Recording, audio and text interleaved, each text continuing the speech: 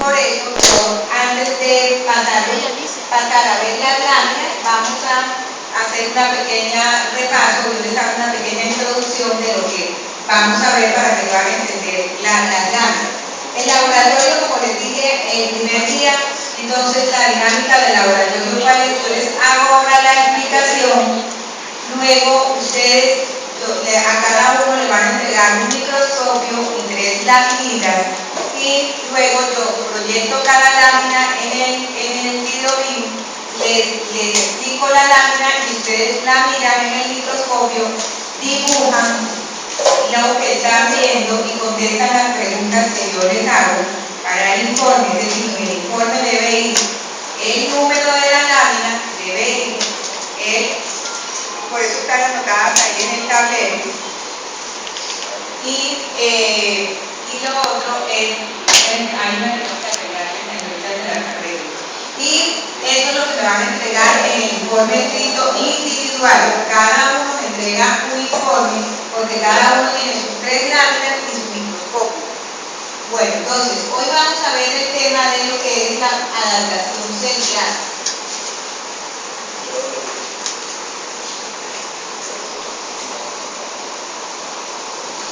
Entonces, ¿qué es la adaptación celular? Resulta que las células se encuentran funcionando de una manera normal, eso se le llama homeostasis.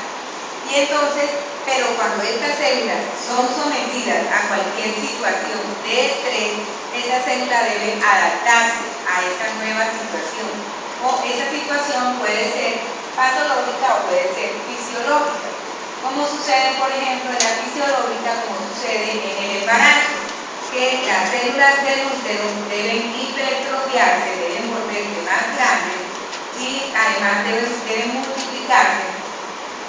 O lo mismo sucede para responder a todos los requerimientos que necesita el feto para crecer dentro del útero.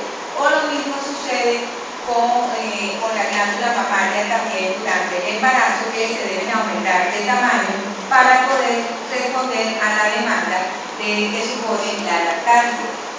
Y la patológica es la respuesta, cuando hay una respuesta a una situación que no es fisiológica.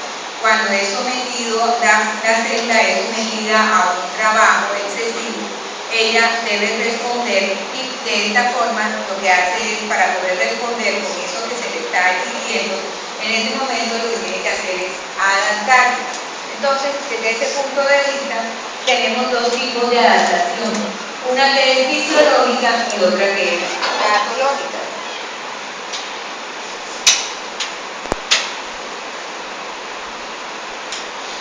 Entonces, ¿cómo se adaptan las células? Si quiere, esta presentación yo se las tengo grabada a ustedes ahí en el escritorio para que ustedes al final de la clase la graben en su memoria. Entonces, de manera que no tomen fotos, porque igual la van a tener en la memoria. Entonces, bueno, las respuestas adaptativas, ¿cuáles son? ¿Cómo se adapta la célula o qué hace la célula para adaptarse a ese mecanismo, a esa situación de estrés que ya sea fisiológico o patológico que está sufriendo? Puede sufrir hipertrofia. Ahorita les explico en qué consiste la hipertrofia. Puede sufrir hiperplasia, puede sufrir atrofia o puede sufrir metaplasia. Entonces, estas son las respuestas adaptativas, es decir, la forma como la célula se adapta, ya sea por hipertrofia, por hiperplasia, atrofia o metaplasia. Entonces, vamos a ver cada una de ellas. Hipertrofia. ¿Qué sucede en la hipertrofia? La hipertrofia, lo que sucede es que la célula se aumenta de tamaño. Y esto sucede, y lo que va a ocasionar esto es que el órgano aumenta de tamaño. Es una respuesta adaptativa propia de las células que no tienen capacidad de replicarse. Entonces, como no se pueden replicar, ellas lo que hacen es que se aumentan de tamaño para responder a esa demanda. Entonces, la podemos tener, la hipertrofia puede ser también fisiológica o patológica. Fisiológica la vemos en el levantador de pesas. Por ejemplo, el levantador de pesas que ustedes ven que se les agrandan los músculos esqueléticos, es precisamente el deltoides de los brazos, es precisamente porque la célula está siendo sometida a una mayor estrés, a una mayor demanda durante el levantamiento de las pesas. Entonces, para la célula poder responder a ese mayor carga que requiere el levantamiento de las pesas, entonces se aumenta de tamaño. Y por eso es que ustedes ven que las personas que levantan pesas tienen los deltoides grandes, precisamente por el aumento de la demanda que está siendo sometida a la célula muscular esquelética. Entonces ella lo que hace es que se hipertrofia. Pero esto es una situación fisiológica. ¿Cuándo es patológica? Cuando yo les hablo de patológica es que está normal, lo fisiológico es lo normal, lo patológico es lo anormal. Entonces, ¿cuándo es patológica? Por ejemplo, en el caso del corazón, cuando es sometido, el paciente que es hipertenso, su corazón es sometido a una mayor presión. Entonces, ¿qué tiene que hacer el corazón? Latir con más fuerza, porque está siendo sometido a una mayor presión. Entonces, para poder responder a eso, las células musculares cardíacas se aumentan de tamaño, es decir, se hipertrofian. Y de esta manera logran que el corazón se aumente de tamaño y tenga más fuerza, porque las células dilatan y bombeen con más fuerza, porque de esta manera las células tienen mayor capacidad de responder hacia a las mayores presiones que están siendo sometidas. Pero la hipertrofia tiene un límite. Entonces, en el caso del corazón, en el caso del levantador de pesas, llega un momento en que las células se hipertrofian, es decir, se aumentan de tamaño, pero llega un momento en que ya no pueden crecer más. Y en el caso del levantador de pesas, por más que siga levantando pesas, ya sus deltoides no va a responder, no va a aumentar más de tamaño. En el caso del corazón, se aumenta de tamaño, empieza a bombear con más fuerza, pero llega un momento en que ya no puede bombear con más fuerza y las fibras musculares entonces empiezan a perder su elasticidad, empiezan a dañarse y entonces vamos a tener un corazón plástico, es decir, es un corazón grande, pero que es incapaz de bombear con mucha fuerza. Y entonces es cuando tenemos lo que llamamos insuficiencia cardíaca congestiva, que es el paciente hipertenso que ustedes escuchan que tiene el corazón grande, pero que además se le edematizan los pies, pero que además tiene el hígado grande, que además tiene dificultad respiratoria. Todo eso es ya una complicación, porque el proceso de adaptación tiene un límite. Ya llega un momento en que ya el corazón no puede responder a esa demanda que está recibiendo por más que esté grande y entonces se vuelve plástico. Es como cuando ustedes ponen un cabo elástico y lo estiran varias veces. Llega un momento en que ese elástico ya pierde esa capacidad de contractilidad y les queda flojo, ya no se contrae con la misma fuerza. Lo mismo sucede a nivel cardíaco. Entonces, acá tenemos en esta foto, estas son las fibras cardíacas normales, todo eso que ustedes ven acá, y acá las vemos aumentadas de tamaño por la hipertrofia que han sufrido. Ahora, la hiperplasia, que es el otro mecanismo adaptativo, ¿en qué consiste? Ya aquí las células no se van a aumentar de tamaño, lo que van es a replicarse. Entonces, por eso este mecanismo de adaptación lo vemos en las células que son capaces de replicarse, es decir, de multiplicar, de seguir dividiendo. Entonces, si yo someto un órgano a un determinado situación de estrés, a una mayor demanda, y ese órgano tiene la capacidad de replicarse, entonces las células no se van a hipertrofiar, por el contrario, lo que van a hacer es que van a empezar a multiplicarse. Y como les decía, el mecanismo al final es el mismo, lo que vamos a lograr es un aumento del tamaño del órgano. En la hipertrofia había también un aumento del tamaño del órgano, pero a expensas del crecimiento de la célula. Acá vamos a tener un aumento del tamaño del órgano, pero a expensas de la multiplicación o replicación celular. Entonces tenemos acá, esto es una hiperplasia prostática. Esto que ustedes ven aquí, si ustedes se acuerdan de su histología de la próstata, todo esto son glándulas o acinos que también llamamos, pero normalmente no hay muchos. En este caso, aquí están hiperplásticas porque hay muchos acinos de estos. Estos están muy juntos y ahí están más numerosos de lo normal, y esto hace que la glándula prostática se vuelva grande. Y es lo que llamamos la hiperplasia prostática, que es tan común en los hombres mayores de 40 años, o que lo podemos encontrar en mayores de 40 años. Bueno, entonces ya vimos la hiperplasia, vimos la hipertrofia, en la cual hay un aumento del tamaño de los órganos. Uno a expensas del crecimiento y otro a expensas del agrandamiento celular. Ahora vamos a ver la atrofia. Aquí es lo contrario. Aquí lo que sucede es que hay una disminución del tamaño de la célula.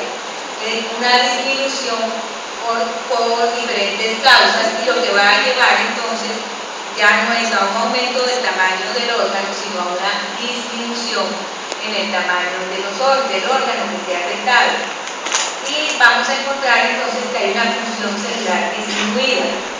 Entonces, las causas son por disminución en la carga de trabajo. Entonces, dentro de esa disminución de la carga de trabajo podemos encontrar la inmovilización. Si ustedes observan a un paciente, por ejemplo, que ha sufrido una fractura de una pierna o de un brazo y que tienen que inmovilizarlo con un yeso por un mes, cuando ustedes retiran ese yeso, el músculo está atrofiado, está delgado, ha disminuido de tamaño en comparación con el de la pierna contralateral. ¿Por qué? Porque como estuvo tanto tiempo inmovilizado, como las células estuvieron tanto tiempo sin carga de trabajo, entonces se atrofiaron. Por eso a esos pacientes no se les puede poner a caminar inmediatamente tampoco, porque hay que empezar a adaptar nuevamente el músculo para que las células empiecen a reaccionar nuevamente. Entonces, por eso a estos pacientes uno los somete a fisioterapia para progresivamente ir estimulando a las células musculares a que vuelvan a reactivarse. También sucede cuando hay pérdida de la inervación. Ustedes ven a los pacientes que les han dado, por ejemplo, alguna trombosis, o a los pacientes cuadripléjicos que no pueden mover las piernas y los brazos, sus células musculares esqueléticas se vuelven atróficas. Cuando hay pérdida de la irrigación en pacientes con nutrición inadecuada, es decir, con un consumo de nutrientes no adecuado o por alguna alteración genética o intrínseca, no le llegan suficientes nutrientes a las células, entonces la célula se vuelve más pequeña y se atrofia. Y como ustedes saben, millones de células, forman un tejido, y un tejido forma un órgano, y un órgano forma un sistema. Entonces, en el caso de la atrofia, si tenemos disminución en los aportes de nutrientes, la célula se va a volver más pequeña, por consiguiente, el tamaño del órgano donde se encuentren esas células también se va a disminuir de tamaño. Y la otra causa de atrofia, que es fisiológica, y es la del envejecimiento. No es lo mismo, por ejemplo, el útero de una paciente anciana o menopáusica al de una mujer joven, o lo mismo sucede con los ovarios. Por el envejecimiento se va atrofiando, se va disminuyendo de tamaño, pero es completamente fisiológico. Bueno, y por último tenemos entonces la otra respuesta adaptativa, que es la metaplasia. En la metaplasia, ¿qué sucede? Se cambia una célula adulta, es sustituida por otra célula adulta. Este es un caso, o es un proceso completamente reversible. Hay sustitución de células sensibles por células más resistentes. Y entonces tiene una connotación muy importante porque puede predisponer a transformación maligna. ¿Qué quiere decir esto? Que se cambia una célula por una célula sensible a un proceso, a una situación de estrés, se se debe cambiar por otra célula más resistente. Y una vez pase el estímulo, entonces ese cambio metaplástico o esa metaplasia vuelve a la normalidad, es decir, el epitelio vuelve a recuperar sus células de origen. Pero si eso continúa, podemos tener una transformación maligna, es decir, convertirse en un tumor. Entonces, miren, esto que les acabo de decir es lo siguiente. Esto que ustedes ven acá es el epitelio bronquial. Acuérdense que el epitelio de los bronquios es cilíndrico ciliado, ¿cierto? En un paciente fumador, la nicotina a través de los radicales libres tiende a dañar estas células pulmonares y estos cilios. Si el paciente es fumador constante, entonces, ¿qué pasa? Que ya llega un momento en que estas células se dañan, se replican, vuelven otra vez y se dañan, entonces el organismo, de una manera muy adaptativa, durante un proceso adaptativo, entonces debe cambiar estas células por otras más resistentes. En este caso, las debe cambiar por epitelio escamoso, o que también se le llama epitelio plano pseudo-estratificado o epitelio plano estratificado. Que estas células escamosas son más resistentes que estas, pero hay una situación. Estas células escamosas no tienen estos cilios, por lo tanto, el paciente fumador va a tener más predisposición a infecciones, va a tener más problemas en cuanto a la movilización de moco, porque estas células no tienen estos cilios que presentan estas células de epitelio escamoso o plano estratificado, sino que es una respuesta adaptativa. Si ese paciente deja de fumar, entonces estas células vuelven otra vez a repoblar todo esto y desaparece el epitelio escamoso. Ustedes saben que el epitelio bronquial es de este tipo, es cilíndrico, con cilios. Nunca hay epitelio escamoso de manera normal, sino es una respuesta adaptativa. Esto que yo les acabo de explicar acá es esto mismo, sino que aquí ya es en la biopsia, como lo vemos. Aquí están los cilios, ustedes lo ven acá arriba, aquí se ven. Estas son las células columnares del bronquio y aquí vemos la metaplasia, es decir, estas son las células escamosas estratificadas que están ahí para responder a la agresión a la que están siendo sometidas por el proceso del tabaco. Entonces, si ese fumador deja de fumar, esto vuelve otra vez a ser normal. Pero por el contrario, si ese fumador sigue fumando, vamos a tener entonces que esto se va a transformar, se puede transformar en una lesión tumoral. Y es por eso, es un cáncer, y es por eso, ese es el mecanismo por el cual se desarrollan los pacientes que fuman cigarrillos, desarrollan cáncer.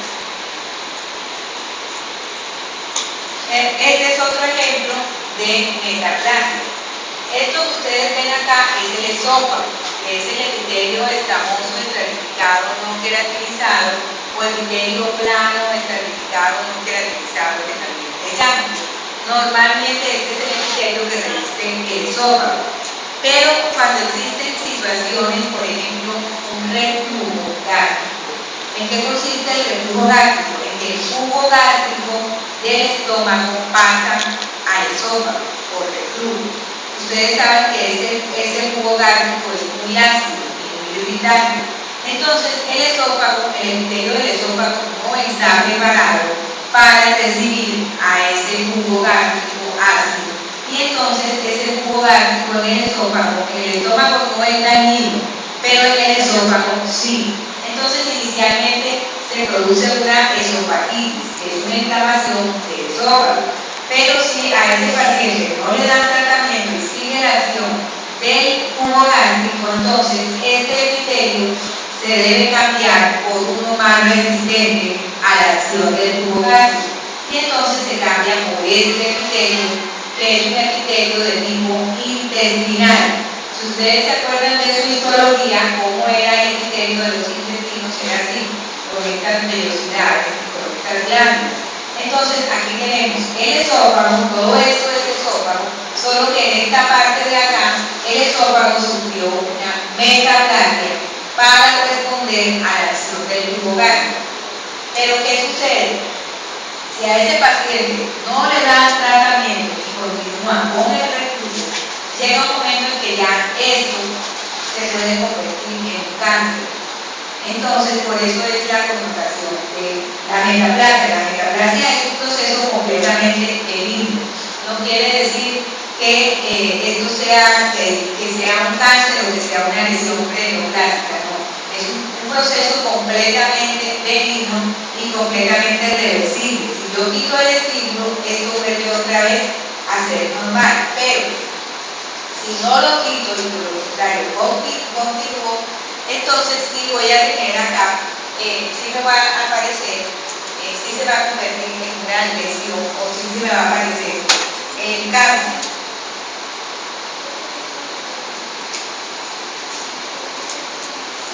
Bueno, entonces, ahora vamos a hablar de lesión celular. ¿Qué sucede? ¿Qué sucede en la lesión celular? Es lo siguiente.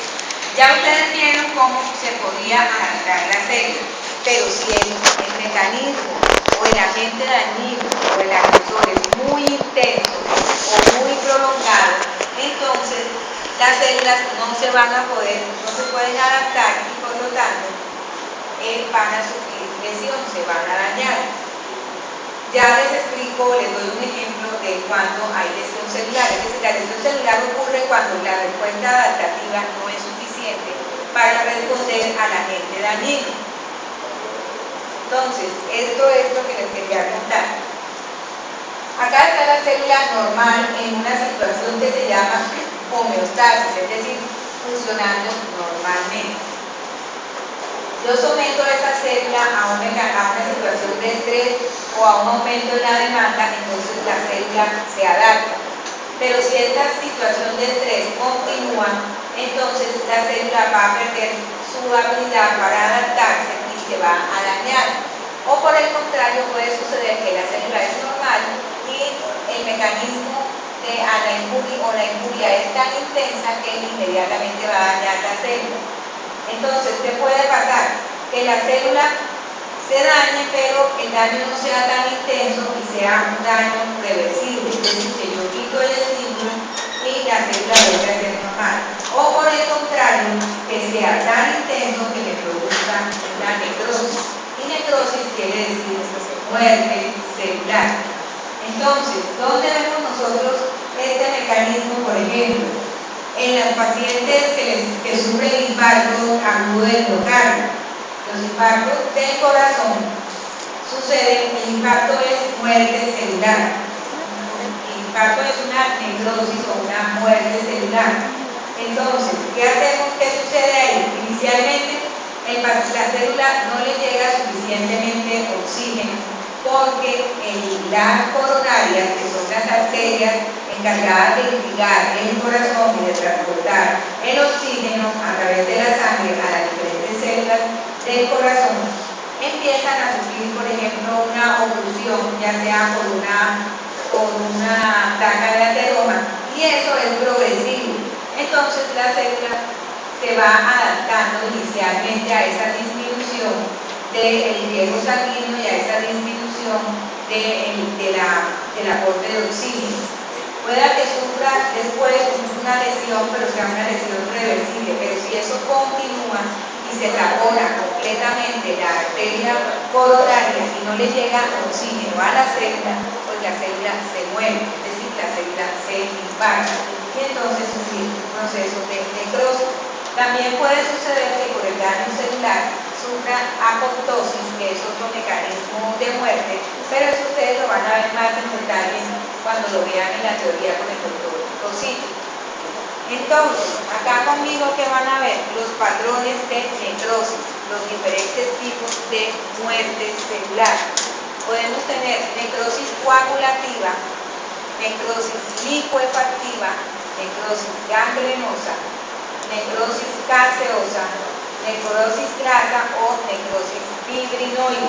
Todos estos son los diferentes tipos o patrones de muerte celular, que muchos están relacionados con el agente agresor o dependiendo del mecanismo por el que se produzca la necrosis.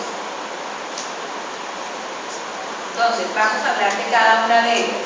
La necrosis coagulativa. Aquí se mueren las células, pero siguen conservando su forma, es decir, siguen conservando su arquitectura por unos días.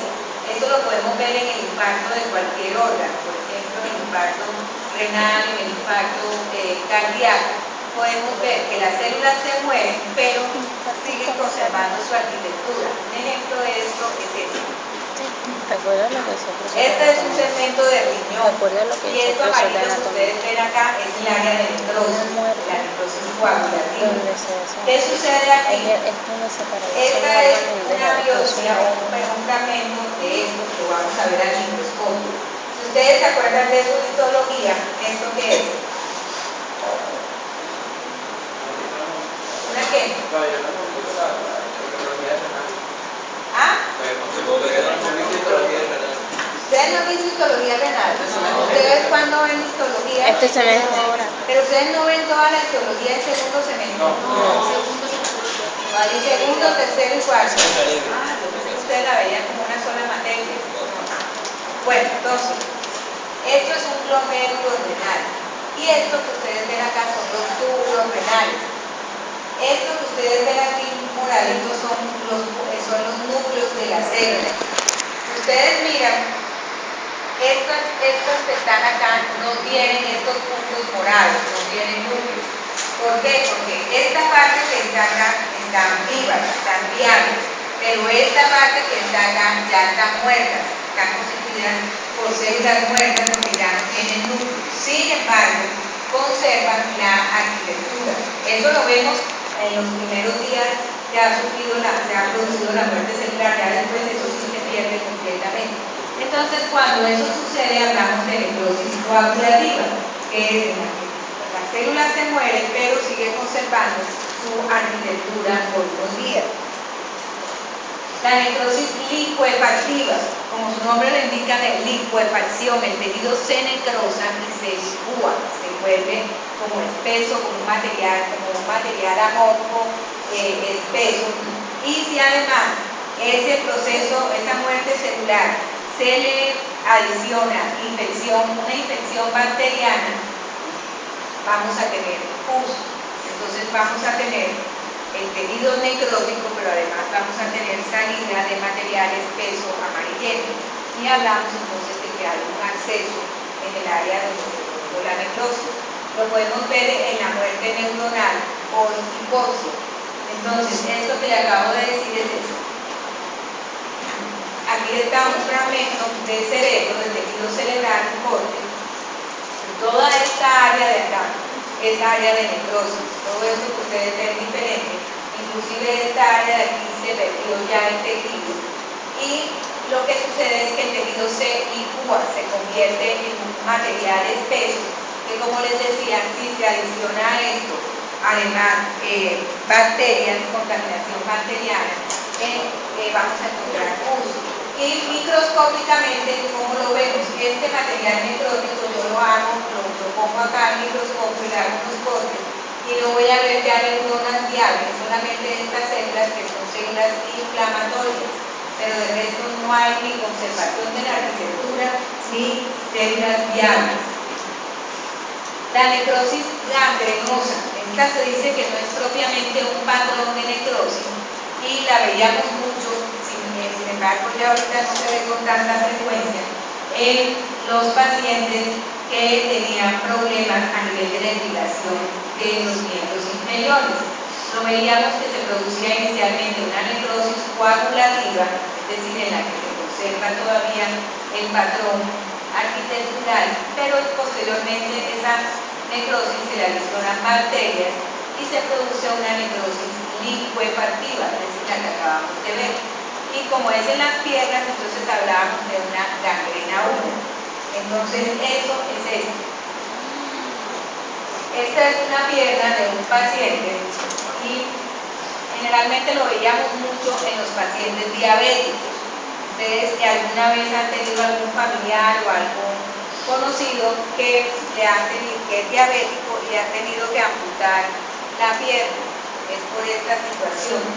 Resulta que los pacientes diabéticos tienen dentro de su patología o dentro de su enfermedad está que esos pacientes con el tiempo pierden sensibilidad en los miembros inferiores sobre todo. Entonces, es un paciente que se tropieza o se hace una pequeña herida, pero que no se da cuenta porque no siente dolor y posteriormente por ahí se le introduce una bacteria y por ahí comienza el proceso infeccioso. Si a este paciente además no se le trata, con el tiempo eso empieza a crecer y fuera de eso, estos pacientes además de tener problemas de inervación, tienen problemas de irrigación y tienen problemas a nivel del sistema inmune. Por lo tanto, un proceso bacteriano en ellos crece mucho más rápido, evoluciona mucho más rápido que en una persona normal.